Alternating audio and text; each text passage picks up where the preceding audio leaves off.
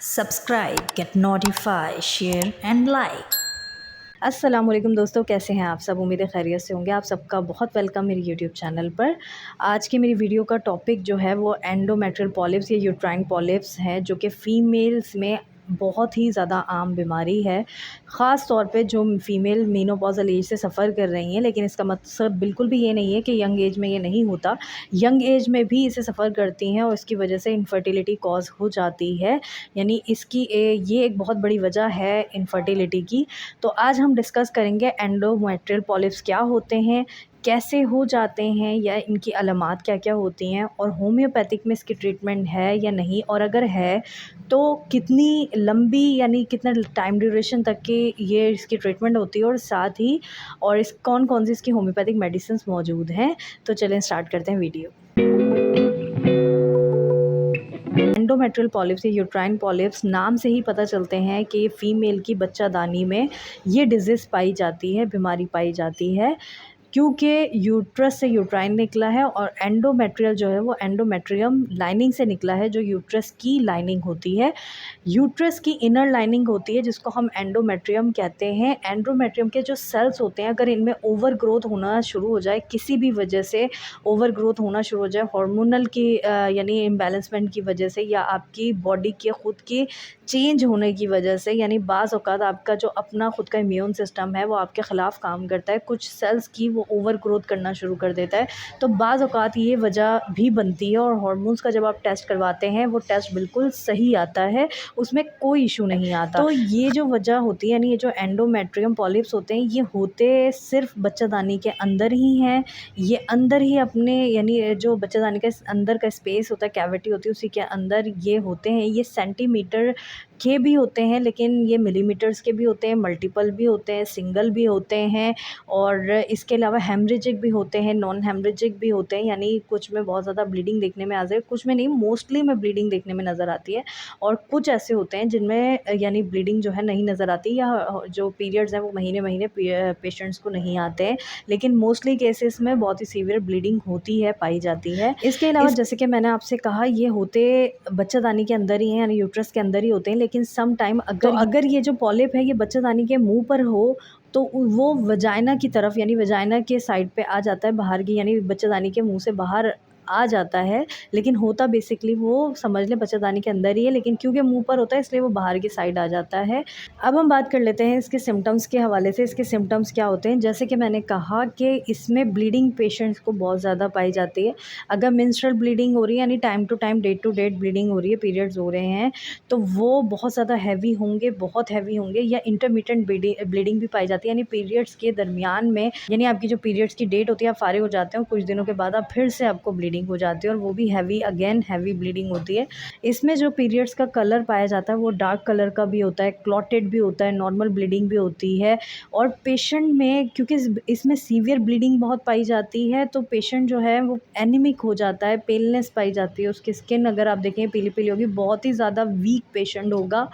और बाज़ औक़ात ये जो कंडीशन है आपके हार्ट को भी इन्वॉल्व करती है, क्योंकि आपकी बॉडी में ब्लड की बहुत ज़्यादा डेफिशिएंसी हो जाती है, तो आपकी जो हार्ट बीट है उसमें भी इशू आना शुरू हो जाता है, या तो बहुत ज़्यादा फास्ट हो जाती है, या तो बहुत ज़्यादा स्लो हो जाती है। शदीद वीकनेस की वजह से आपको चक्कर भी आ सकते हैं, डिज़ीनेस भी हो सकती है। At the last but not the least, female में इनफर्टिलिटी भी हो जाती है इसकी वजह से। ये हम बात करते हैं कि इसके रिस्क पे कौन-कौन सी फीमेल्स होती हैं।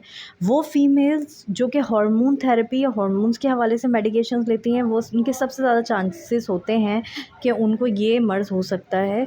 इसके अलावा मीनोपॉज़ल एज में, यानी मीनोपॉज़ आने से 1-2, यानी आपकी एज अगर है 40, तो 40 से पहले 35 से आपको चांसेस होते हैं कि आपको एंडोमेट्रियल पॉलिप्स या यूट्राइन पॉलिप्स हो सकते हैं। इसके अलावा अगर आपकी मीनोपॉज़ल एज जैसे हो चुकी है और उसके बाद भी चांसेस, यानी पोस्ट मीनोपॉज़ल पीरियड में भी आपको यानी यूट्राइन पॉलिप्स की प्रॉब्लम आ सकती है, और आपको बहुत हैवी ब्लीडिंग हो सकती है। तो ये जो कंडीशन होती है, ये कंडीशन बहुत ही ज़्यादा सीरियस होती है, फ़ौरन से डॉक्टर को दिखाना चाहिए। अगर आपको बहुत हैवी ब्लीडिंग हो रही है तो आप फ़ौरन से दिखाएँ। खाएँ, इससे पहले आपको शदीद वीकनेस हो जाए या शदीद एनीमिया हो जाए।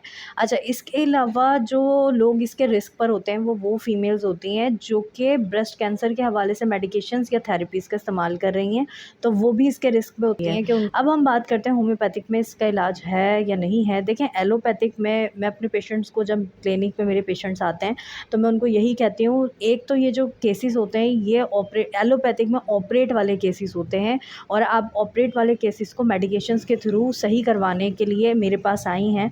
तो ऑपरेट में तो काटा-पीटा निकाला, ख़त्म कर दिया, लेकिन मेडिकेशंस उस चीज़ को सिकुड़ती हैं, उसको ख़त्म करती हैं। धीरे-धीरे वो जो स्किन है, वो जो समझ लें वो जो पॉलिप हुआ है, वो जो ग्रोथ हुई हुई है, वो वापस अपनी जगह पर जाती है। तो वो टाइम टेकन प्रोसेस होता है, लोगों में इतना सब्र नहीं पाया जाता।